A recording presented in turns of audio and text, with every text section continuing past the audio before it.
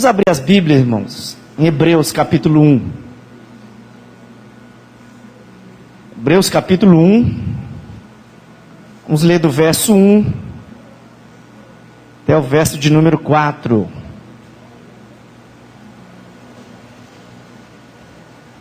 A Epístola aos Hebreus, no capítulo 1, verso de 1 ao verso de número 4, que nos diz assim a palavra de Deus, irmãos. Vamos lá. Havendo Deus outrora falado muitas vezes, de muitas maneiras, aos pais pelos profetas, nesses últimos dias nos falou pelo Filho, a quem constituiu o herdeiro de todas as coisas, pelo qual também fez o universo.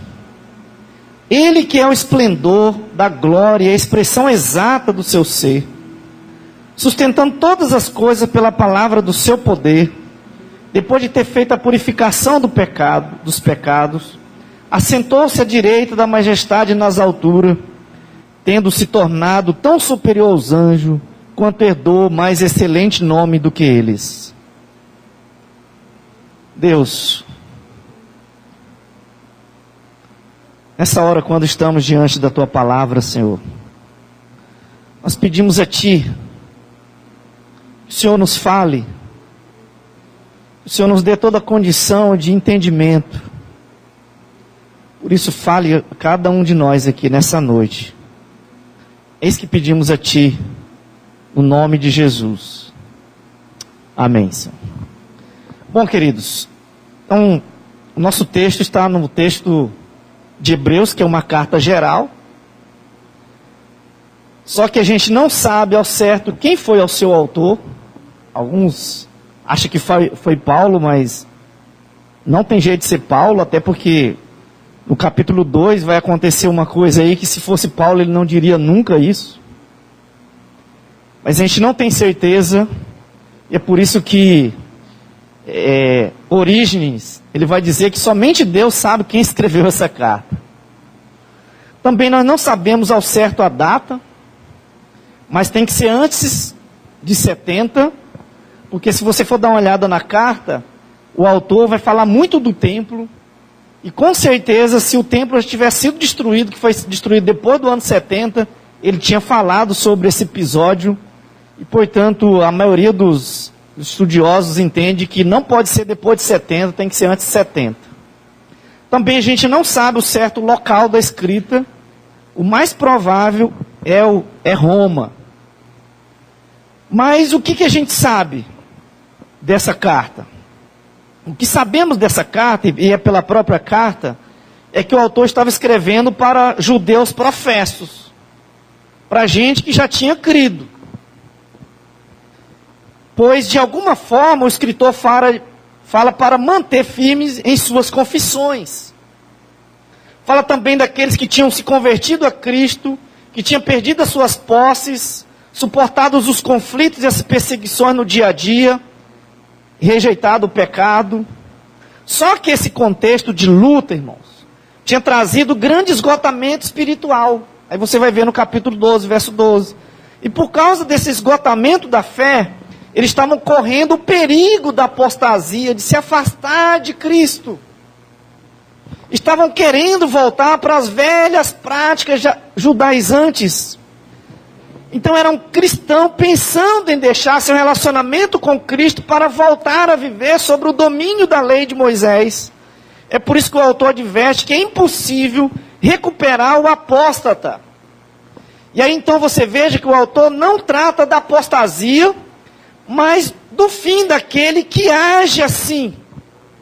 O autor fala do perigo da apostasia e suas consequências. Veja que ele escreve a carta para evitar essa catástrofe, evitar a apostasia.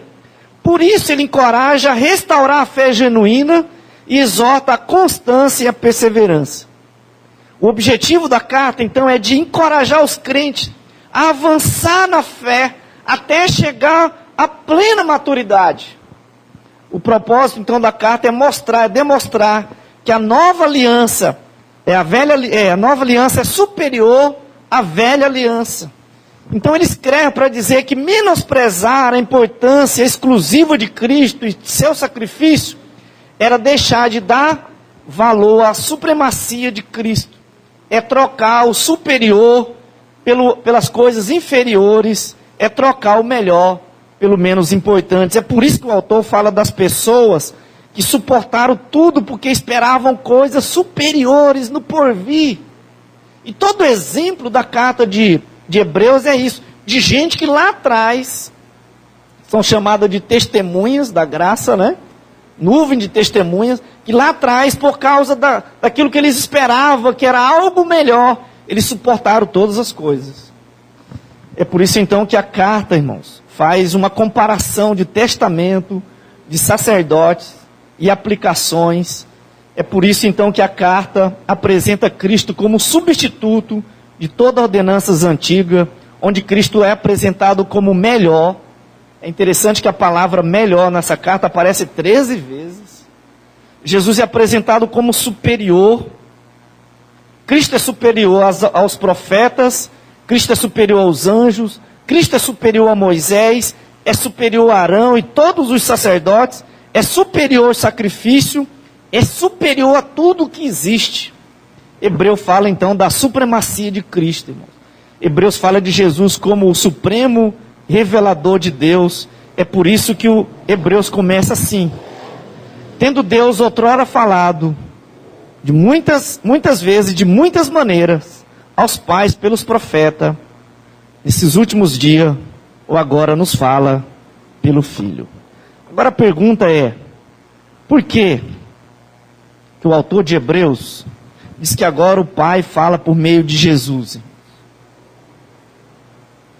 Em primeiro lugar, o Pai fala por meio de Jesus agora, irmãos, porque Jesus é superior aos profetas. O autor vai mostrar que no Antigo Testamento, irmãos, Deus falava por meio dos profetas, porque eles eram uma espécie de mediadores entre Deus e os homens, entre Deus e o povo.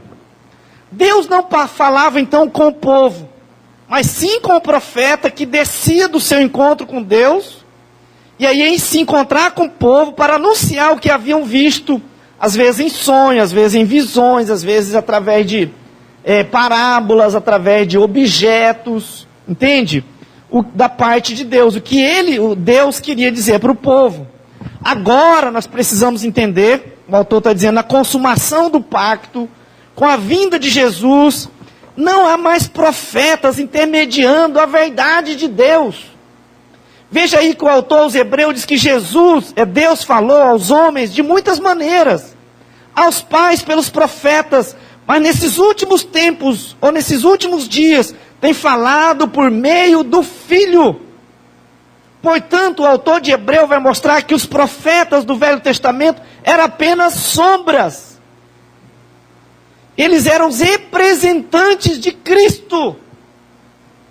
Só que quando o real chega, irmãos, então a sombra tem que sair, o representante tem que deixar a sua função. É isso que nós precisamos entender. Portanto, com a vinda de Jesus, não há mais profetas intermediando as verdades de Deus, revelando o que Deus quer, porque agora é o Filho, o único mediador das verdades de Deus. Agora é Cristo que revela Deus e as suas coisas. É por isso que, por exemplo, se você quiser acompanhar comigo, em Mateus capítulo 11, Mateus capítulo 11, olha o que o apóstolo vai dizer. Jesus dizendo, ele vai narrar aquilo que Jesus diz. Capítulo 11, verso 27 de Mateus. Tudo me foi entregue por meu Pai. Ninguém conhece o Filho senão o Pai. E ninguém conhece o Pai senão o Filho e aquele a quem o Filho o quiser revelar. Agora vamos para João. João tem uma coisa bacana. João capítulo 1, verso 18, vai dizer o seguinte: ninguém jamais viu a Deus. o Deus unigênito, que é Cristo, que está no seio do Pai, é quem o revelou. Perceba uma coisa interessante, irmão? Então, lá no Velho Testamento, Deus Pai se revelava e revelava as suas coisas por meio dos profetas. Com a chegada de Cristo, eles saem de cena. Eles agora não precisam mais cumprir essa função, porque agora o real chegou.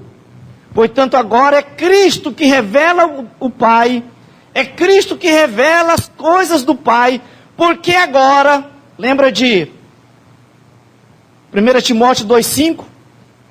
Existe um só mediador entre Deus e os homens. Quem? Cristo Jesus. Portanto, queridos, você precisa entender isso. Como diz o Dr. Eber, Jesus é o profeta por excelência, a quem todos os profetas do Velho Testamento se referiam, e de quem todos os profetas posteriores devem depender nas suas mensagens. Portanto, a gente precisa compreender isso, e é isso que o autor está dizendo. Vocês não precisam mais de profetas revelando, porque agora quem faz isso é Jesus. Ok?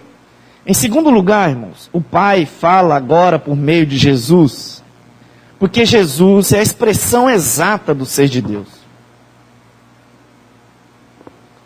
É interessante que quando Paulo fala aos Colossenses, Paulo falou da pessoa de Cristo aos Colossenses e diz o seguinte, que Jesus é a imagem do Deus invisível, e que aprove a Deus que em Jesus residisse toda a plenitude da divindade.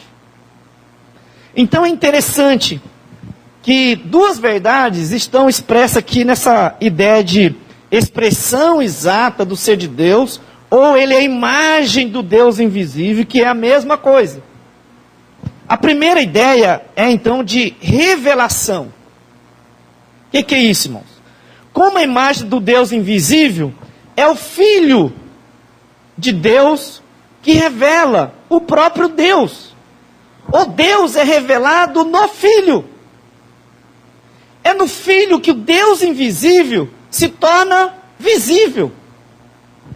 Cristo é a autorrevelação e única e verdadeira de Deus. Quando Paulo afirma lá em Colossenses 1,15 que Jesus é a imagem do Deus invisível, irmão, significa que tudo que se pode conhecer de Deus, encontramos em Cristo. É Ele que revela Deus Pai. Então essa é a primeira ideia de revelação. A segunda ideia da expressão exata, da imagem do Deus invisível, é de representatividade. Ou seja, Cristo não somente revela Deus, mas Ele reflete exatamente a imagem de Deus. É a imagem do Deus invisível, é a encarnação de toda a plenitude divina. Essa é a ideia da mesma substância, da mesma essência. Aqui não é que Jesus é uma cópia de Deus, Ele é o próprio Deus. Não é apenas um reflexo de Deus, é a plenitude da divindade encarnada. Porque alguns pegam essa ideia de dizer que ele era somente um reflexo, né, quando pega da imagem. E a ideia não é essa. A ideia de habitar plenamente mostra que Jesus não tem apenas algumas características da divindade, irmãos, mas todas elas. Ele é diferente de nós, porque nós somos também a imagem de Deus. Mas Deus não colocou em nós alguns atributos. Mas Jesus tem todos os atributos da divindade. Jesus não se parece simplesmente com Deus, irmãos. Ele é plenamente Deus, na totalidade das qualidades divinas. Não falta nada da essência divina em Cristo, porque Ele reflete plenamente quem Deus é. Tanto é verdade que quando Filipe, lembra desse episódio? Quando Jesus está falando, olha, eu vou para o Pai, mas vocês não podem ir. Aí então, Filipe vai dizer, olha, mostra-nos o Pai, isso nos basta. E o que Jesus diz para Filipe? Filipe, há quanto tempo estou com vocês? Você ainda não entendeu, cara. Quem vê a mim, vê o Pai. É por isso que João vai dizer aqui que ninguém jamais viu a Deus, o Deus unigênito que está no seio do Pai, quem o revelou. E aqui tem uma palavra interessante no original, que vai falar que Jesus, ele é a exegese de Deus. Ele é aquele que mostra quem de fato é Deus. Quando a gente faz exegese no texto, a gente vai tirar do texto aquilo que de fato o texto tem para dizer.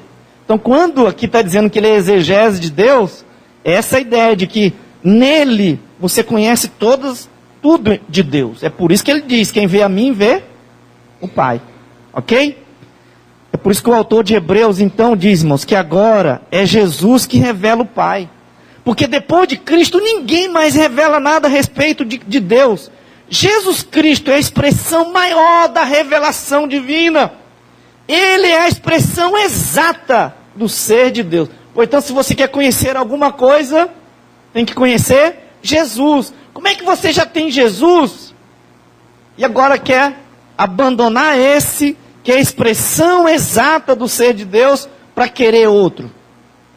Lembre que o contexto é que eles estão querendo abandonar Cristo por causa de outras coisas. Então é interessante você compreender isso aqui. Em terceiro lugar, o Pai fala agora por meio de Jesus, irmão, porque Jesus é o herdeiro de tudo. Olha o argumento do autor. Ele é o Pai, o constituiu, o herdeiro de tudo.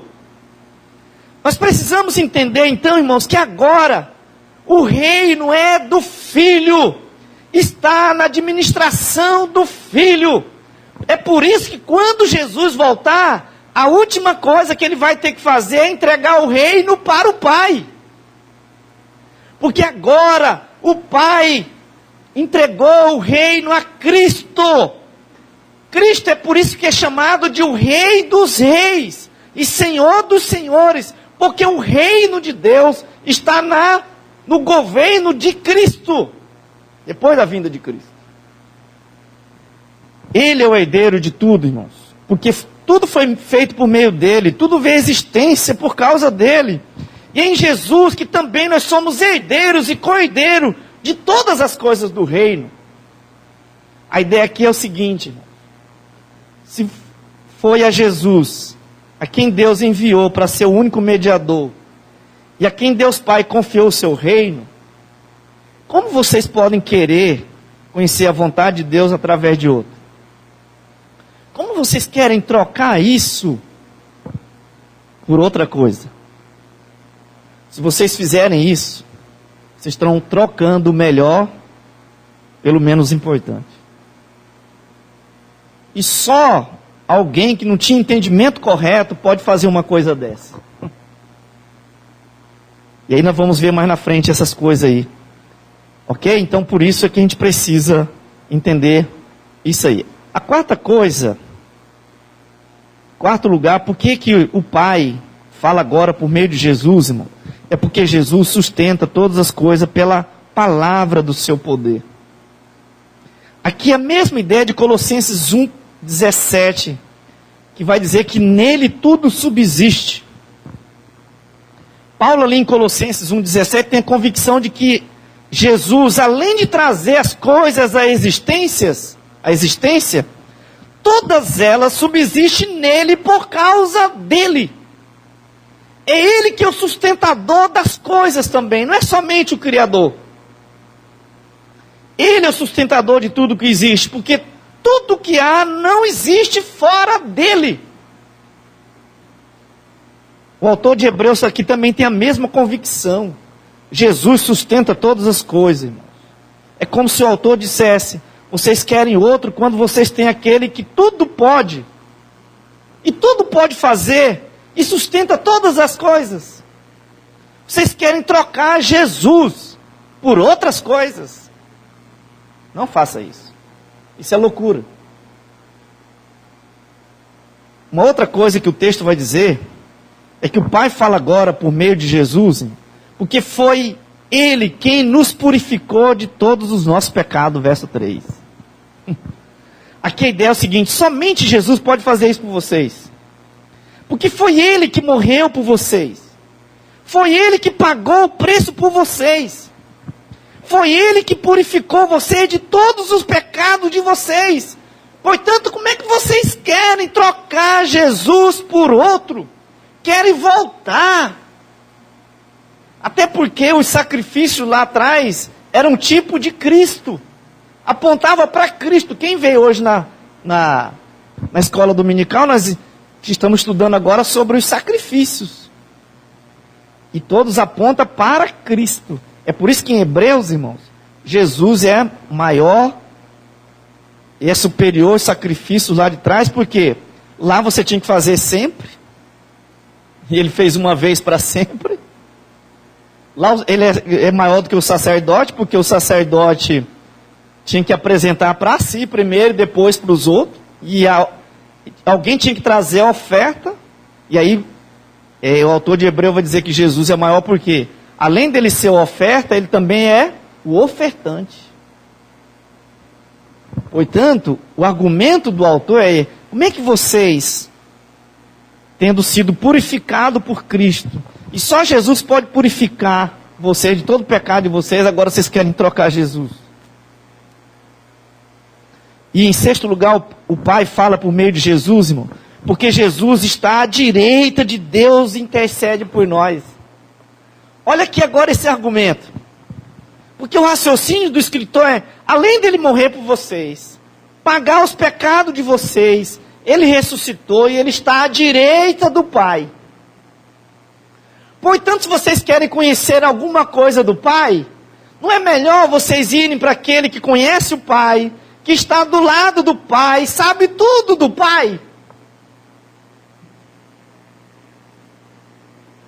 E Ele existe para interceder por vocês. E aí Hebreus capítulo 7, 25 vai dizer que Ele vive para interceder por vocês, cara. Aí vocês trocam esse que está à direita, que conhece de todos os detalhes do Pai, é a expressão exata do Pai, e agora vocês querem trocar por outro, por outras coisas. Então, temos que lembrar disso aqui, irmãos. Que Jesus vive para interceder, porque Ele tem livre acesso ao Pai. É Ele que está ao lado do Pai, pertinho do Pai. É Ele que conhece o Pai. E agora, em sétimo lugar e último, o Pai agora fala por meio de Jesus, irmão. Sabe por quê? Porque Jesus recebeu o nome que está acima de todo nome. Ele herdou o mais excelente nome. Olha que coisa bacana. Paulo também em Filipenses 2, 9 a 11 diz que Deus o exaltou Jesus sobremaneira e lhe deu o nome que está acima de todo nome. O que Paulo disse lá em Filipenses, irmãos, é que Jesus está acima de qualquer outra pessoa, qualquer outra classe, título. É por isso que todo joelho vai se dobrar e toda língua vai confessar o senhorio de Cristo. Para o autor de Hebreus, Jesus é superior a todos os anjos, irmãos. Jesus é superior a Moisés. E lembra que Moisés é o grande profeta e o grande líder. Mas Jesus é superior a Moisés.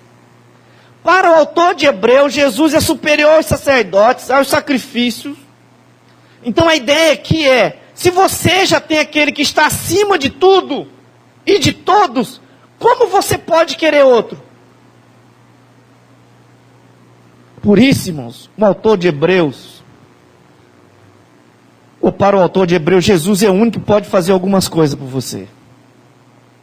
É por isso que a exortação do autor de Hebreus é: apeguemos com firmeza as verdades ouvidas, para que delas jamais nos desviemos. Capítulo 2, verso 1. Capítulo 4, verso 10. Cheguemos-nos confiadamente junto ao trono da graça. E ele vai dizer isso por meio de Cristo, porque Ele é o novo e vivo caminho. Continue mostrando até o fim com a mesma diligência. Não se afaste, não volte, não queira trocar Jesus por outro. Guardemos firmes a confissão de esperança sem vacilar, pois quem fez a promessa é fiel. Capítulo 10, verso 23. Capítulo 10, 25. Não deixemos de congregar, porque por causa da crise que eles estavam passando, já estavam deixando a comunhão com os irmãos, a congregação. Ele diz, não deixem. Fiquem firmes. Não troque Jesus por outra coisa, meu querido. Aí ele vai dizer, olha, nós não somos dos que retrocedem. Capítulo 10, verso 39. Não abandone a vossa confiança. 10, 35. Olhe para as nuvens de testemunhas, que por causa das coisas superiores, eles guardaram e não vacilaram na fé. E aí o capítulo 11 vai falar só das testemunhas, né? Que no nosso título, o nosso subtítulo coloca como os heróis da fé.